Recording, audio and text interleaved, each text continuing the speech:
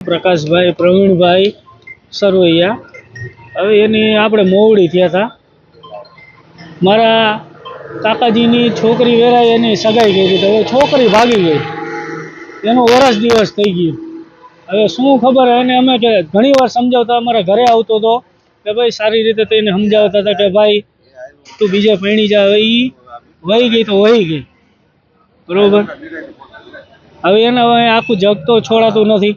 દર વખતે ઘરે આવીને આવી રીતે ધમકી મારતો હતો અમને કે ભાઈ મને એને ગોતી દો કે। હવે અમને નથી ખબર એ ક્યાં ભાગી ગઈ હોય ને કઈ સરનામા થોડા હોય। હવે અહીંયા હોય ક્યાં હોય કોને ખબર। હવે આપણે એની હોય આખી એની આપણે બીજા કામ ન હોય। ભાઈ એને કહેતા હતા કે ભાઈ સારી રીતે કે ભાઈ તું બીજે પૈણી જા, હજે તું જુવાનો બીજી સારી રીતે પણ।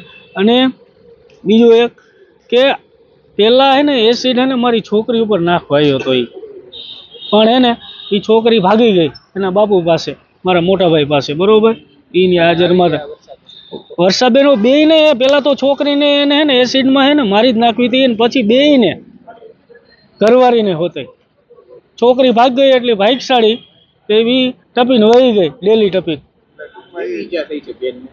ઘણી ઈજા થઈ છે, આ શરીરનો ભાગ આખો લે વહી ગયો। હવે એને સજા થવી જોઈએ।